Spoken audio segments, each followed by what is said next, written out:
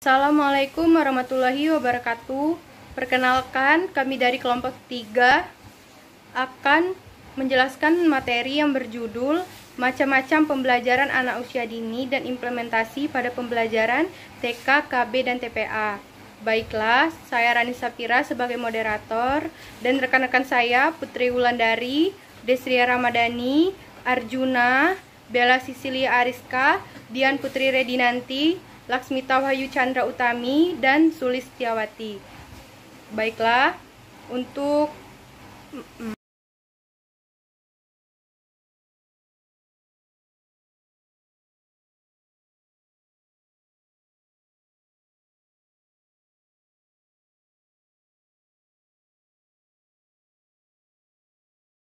ini saya akan menjelaskan mengenai definisi perencanaan dan evaluasi. Nah, yang pertama itu definisi perencanaan. Nah, menurut Suud dan Makmun, perencanaan itu berasal dari kata rencana, yaitu pengambilan keputusan tentang apa yang harus dilakukan untuk mencapai suatu tujuan. Selanjutnya itu menurut Daninda Suparno yang dikemukakan oleh Ki Hajar Priyamayana 2019, mengatakan bahwa rencana memberikan arah sasaran bagi organisasi dan mencerminkan prosedur terbaik untuk mencapai sasaran tersebut. Nah, sedangkan menurut Direktorat Pembinaan PAUD 2014 menyebutkan bahwa rencana merupakan seperangkat rencana atau pengaturan mengenai tujuan, isi dan bahan pengembangan serta cara yang digunakan sebagai pedoman penyelenggaraan kegiatan pengembangan untuk mencapai tujuan pendidikan tertentu. Jadi dari ketiga definisi ini dapat kita ambil kesimpulan bahwa perencanaan pembelajaran dapat diartikan sebagai proses penyusunan materi pelajaran, penggunaan media pembelajaran, penggunaan pendekatan metode pembelajaran, dan suatu lokasi waktu yang akan dilaksanakan pada masa satu semester yang akan datang untuk mencapai tujuan yang ditentukan. Oke, selanjutnya definisi evaluasi menurut Undang-Undang Nomor 20 2013 tentang Sistem Pendidikan Nasional Bab 1 Pasal 1 Ayat 21 dijelaskan bahwa evaluasi pendidikan adalah kegiatan pengendalian, penjaminan, dan penetapan mutu pendidikan terhadap berbagai komponen pendidikan pada setiap jalur, jenjang, dan jenis pendidikan sebagai bentuk pertanggungjawaban penyelenggaraan pendidikan. Menurut Wharton dan Sanders yang dikutip oleh RUKJ 2018 mengatakan evaluasi adalah tindakan dalam mencari sesuatu yang berharga tentang sesuatu. Dalam pencarian tersebut termasuk mencari informasi yang bermanfaat dalam menilai eksistensi suatu program, penerapan, proses, serta pilihan rencana yang diajukan untuk mencapai tujuan yang telah ditentukan sebelumnya. Oke, yang terakhir itu menurut Sukman yang dikutip oleh Agus Jatmiko 2020 mengatakan evaluasi adalah sebuah cara untuk menentukan hasil yang telah dicapai dari beberapa kegiatan yang direncanakan untuk mendukung tercapainya suatu tujuan pembelajaran. Jadi dari ketiga definisi menurut ahli tadi dapat kita simpulkan bahwa evaluasi adalah proses belajar mengajar yang meliputi kegiatan yang dilakukan guru mulai dari perencanaan, pelaksanaan kegiatannya sampai evaluasi dan program tindak lanjut yang berlangsung dalam situasi edukatif untuk mencapai tujuan tertentu yaitu pengajaran. Oke teman-teman, demikianlah materi yang dapat saya jelaskan. Saya kembalikan lagi kepada moderator. baiklah, terima kasih kepada Desria untuk penyampaiannya. Selanjutnya akan disampaikan oleh Saudari Bella. Kepada Bella, kami persilakan. Baik, di sini saya akan melanjutkan materi definisi perencanaan pembelajaran evaluasi PAUD.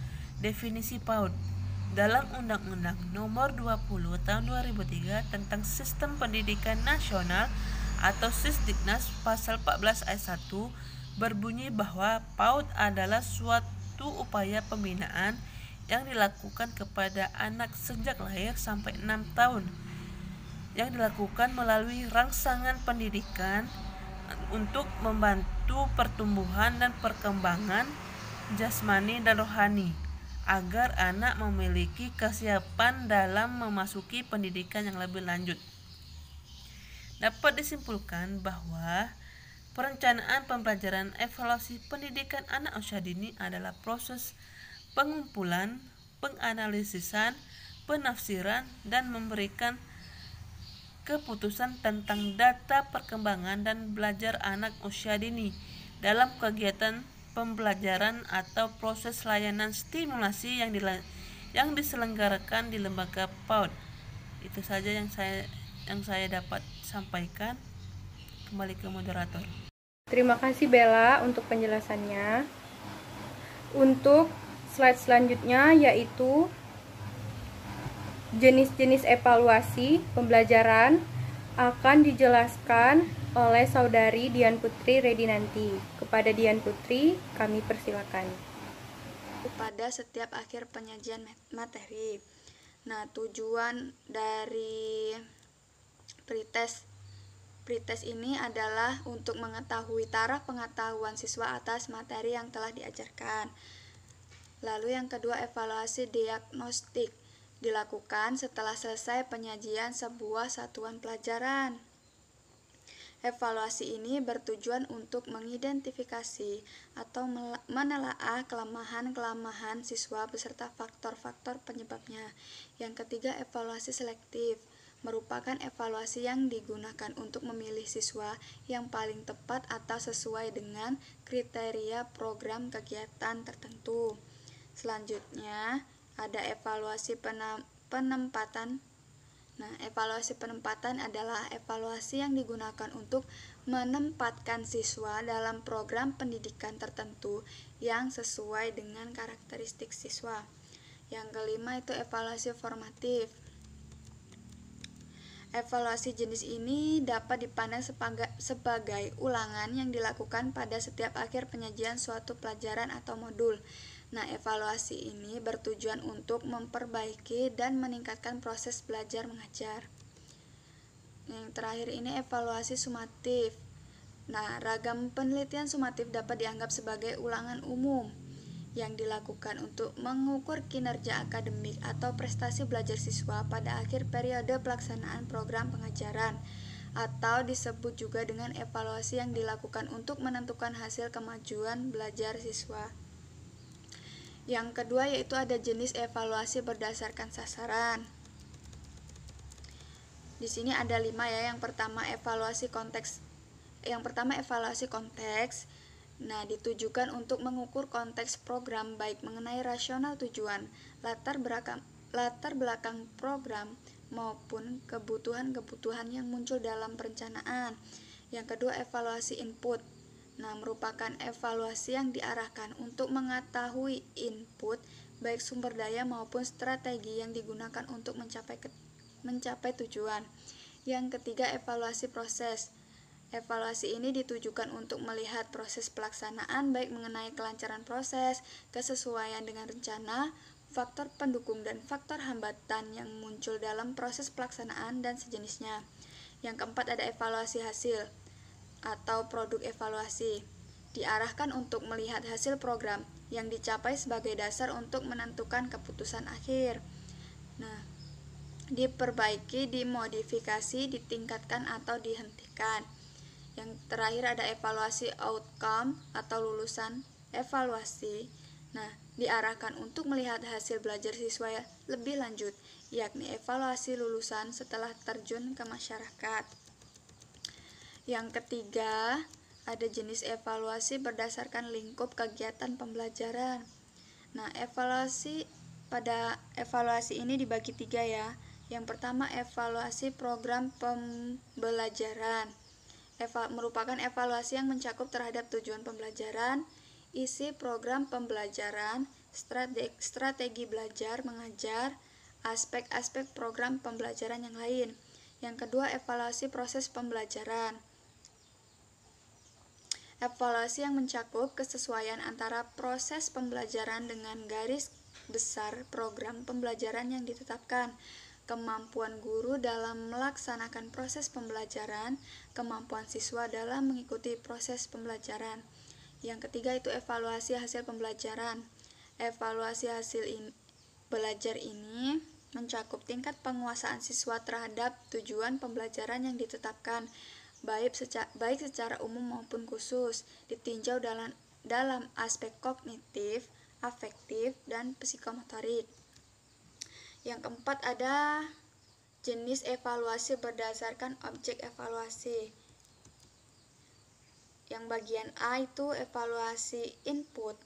Nah, merupakan evaluasi terhadap siswa yang mencakup kemampuan kepribadian, sikap, dan keyakinan. B. Evaluasi transformasi. Nah, evaluasi ini merupakan evaluasi terhadap unsur-unsur transformasi proses pembelajaran antara lain materi, media, dan lain-lain. Lalu bagian C ini evaluasi output. Nah, merupakan evaluasi terhadap lulusan yang mengacu pada ketercapaian hasil pembelajaran. Nah, lalu yang terakhir ini jenis evaluasi berdasarkan subjek evaluasi dibagi dua, yaitu ada evaluasi internal dan evaluasi eksternal. Evaluasi internal itu dilakukan oleh orang dalam sekolah sebagai elevator, misalnya guru. Lalu evaluasi eksternal dilakukan oleh orang luar sekolah sebagai evaluator, misalnya orang tua dan masyarakat. Terima kasih. Terima kasih kepada Dian Putri untuk penyampaiannya. Selanjutnya yaitu tetap pada jenis-jenis evaluasi yang akan dijelaskan oleh Saudari Sulis Setiawati. Kepada Sulis, kami persilakan. Adalah cara pengumpulan data untuk mendapatkan informasi melalui pengamatan langsung terhadap peserta didik dan untuk mengetahui sikap dan perilaku serta perkembangan peserta didik. Untuk yang ketiga yaitu anecdote record atau catatan anekdot, merupakan kumpulan catatan peristiwa-peristiwa penting tentang sikap dan perilaku anak dalam situasi tertentu. Catatan tersebut digunakan untuk mengetahui perilaku anak baik secara negatif maupun secara positif, yang kemudian ditafsirkan guru sebagai bahan penilaian di setiap akhir semester. Yang keempat yaitu unjuk kerja. Unjuk kerja dilakukan berdasarkan tugas anak didik dalam melakukan perbuatan yang dapat diamati, misalnya ketika anak sedang berdoa, bernyanyi, berolahraga, dan lain-lain. Yang kelima yaitu penilaian diri sendiri, dilakukan dengan menetapkan sejauh mana kemampuan yang telah dimiliki seseorang dari suatu kegiatan pembelajaran atau kegiatan dalam rentang waktu tertentu. Penilaian ini dilakukan anak dengan bantuan guru. Yang keenam yaitu hasil karya adalah buah pikir anak yang diluangkan dalam bentuk karya nyata, dapat berupa pekerjaan tangan, karya seni, serta keterampilan anak. Misalnya ketika anak diminta untuk menggambar, melukis, melipat, dan lain-lain. Yang ketujuh yaitu percakapan, dilakukan untuk mendapatkan informasi tentang pengetahuan atau penalaran anak untuk mengetahui sesuatu. Dengan percakapan ini terjadinya komunikasi antara guru dengan anak untuk mendapatkan suatu informasi baru. Yang terakhir yaitu portofolio. Portofolio yaitu kumpulan tugas atau pekerjaan siswa secara sistematis berdasarkan untuk mengoleksi karya yang telah dibuat oleh peserta didik dalam satu semester. Dalam bidang pendidikan, portofolio berarti pengumpulan karya anak selama mengikuti kegiatan pembelajaran di dalam satuan pendidikan tersebut. Terima kasih, saya kembalikan ke moderator. Terima kasih untuk penyampaiannya. Selanjutnya yaitu perbedaan dari setiap evaluasi pembelajaran PAUD yang akan dijelaskan oleh Saudara Arjuna. Kepada Arjuna, kami persilakan. Baiklah, terima kasih saya sampaikan kepada moderator yang telah memberikan kesempatan kepada saya. Saya akan menjelaskan tentang perbedaan dari setiap evaluasi pembelajaran pada pendidikan anak usia dini. Bentuk-bentuk perbedaan pada teknik penilaian adalah sebagai berikut. Seperti yang kita bisa lihat pada slide PowerPoint ini, ada beberapa bentuk teknik penilaian, yaitu ada teknik tes tertulis, teknik tes lisan, teknik penilaian portofolio, teknik jurnal, dan juga teknik penilaian diri. Apa sih perbedaan dari setiap teknik ini? Dari setiap teknik penilaian pastilah memiliki perbedaan dan juga karakteristik yang berbeda-beda. Begitupun juga bentuk instrumen yang digunakan atau dipakai. Seperti kita lihat pada tes tertulis. Di tes tertulis ini dibagi lagi menjadi dua, yaitu tes pilihan dan juga tes isian. Nah, perbedaan tes tertulis dengan tes lisan adalah tes tertulis artinya lembaran jawaban itu tertulis atau dalam bentuk tulisan. Kemudian apa sih perbedaan dengan tes lisan? Tes lisan ini bentuknya bisa dengan tes identifikasi atau tes simulasi dan juga tes uji petik kinerja atau juga pekerjaan rumah dan juga proyek. Jadi untuk perbedaan tes tertulis dan juga tes lisan itu sangatlah berbeda. Tes tertulis menggunakan media tulis untuk mencatat atau menghasilkan bentuk evaluasi pembelajaran, sedangkan tes lisan adalah berbentuk daftar pertanyaan.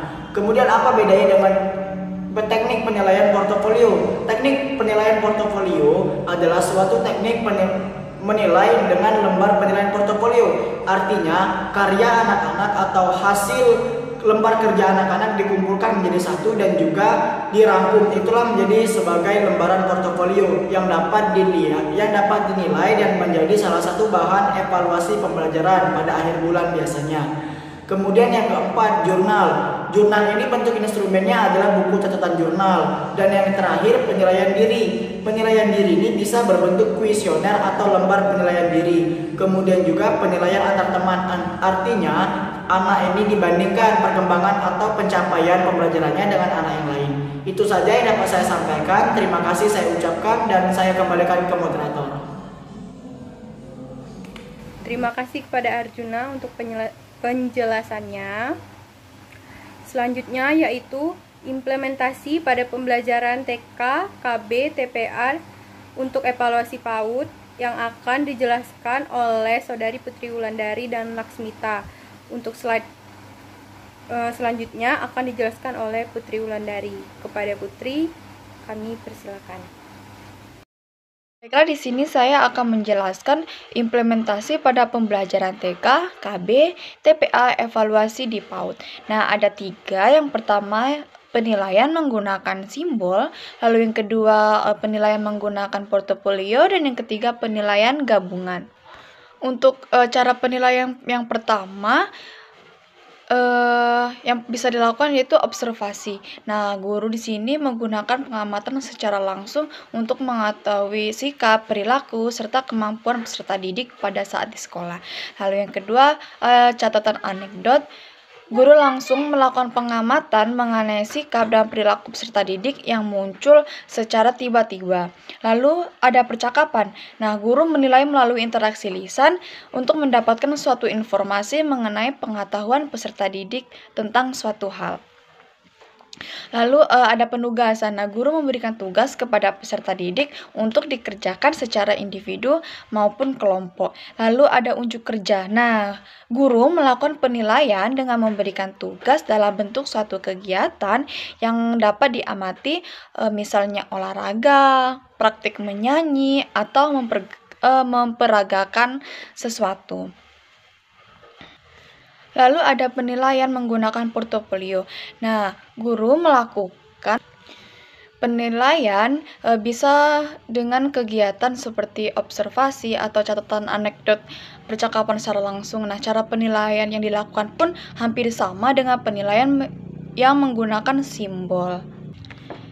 Tetapi penilaian portofolio ini lebih lengkap karena disertai deskripsi secara menyeluruh. Lalu yang ketiga yaitu penilaian gabungan.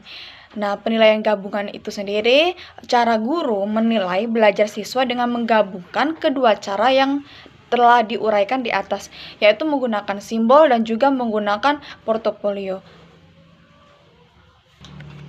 Itu saja yang bisa saya jelaskan. Saya kembalikan ke moderator. Terima kasih. Terima kasih kepada Putri untuk penjelasannya. Dan selanjutnya akan dijelaskan oleh Saudari Laksmita untuk implementasi pada pembelajaran TK, KB, dan TPA. Kepada Saudari Laksmita, kami persilakan. Terima kasih kepada moderator telah memberikan kesempatan kepada saya. Laksmita akan menjelaskan terkait slide 12 tentang implementasi pada pembelajaran TK, KB, TPA, evaluasi PAUD. Penilaian PAUD ini adalah hal yang harus dilakukan untuk mengetahui sejauh mana perkembangan anak usia dini. Tentu saja penilaian dan pelaporan perkembangan anak ini merupakan bagian penting dalam rangkaian pelaksanaan PAUD. Penilaian pada PAUD dilakukan pada saat anak bermain, berinteraksi dengan teman ataupun dengan guru, saat anak mengkomunikasikan pikiran melalui hasil karyanya. Tentu saja penilaian di PAUD dimulai dari penilaian harian, di mana di dalam penilaian harian ini digunakan 3 teknik, yaitu yang pertama menggunakan catatan anekdot. Tentu saja catatan anekdot ini cara pendidik mengumpulkan data yang dilakukan secara pengamatan langsung terhadap sikap dan perilaku anak yang muncul secara tiba-tiba atau terjadi secara langsung di insiden itu. Lalu ada juga catatan hasil karya anak, yaitu hasil karya anak, pendidik mengajak anak untuk melakukan kegiatan sesuai dengan tema yang ditentukan, berdiskusi dengan anak, membuka gagasan tentang konsep tema yang dilakukan saat itu, dan sebagai pendidik mendukung anak untuk memulai rencana permainan tersebut. Setelah selesai bermain, tentu saja pendidik meminta anak untuk bercerita tentang apa yang dibuat. Dari hal itulah kita bisa menilai bagaimana perkembangan anak usia dini ini. Lalu ada pun yang terakhir, skala pencapaian perkembangan anak atau rating scale.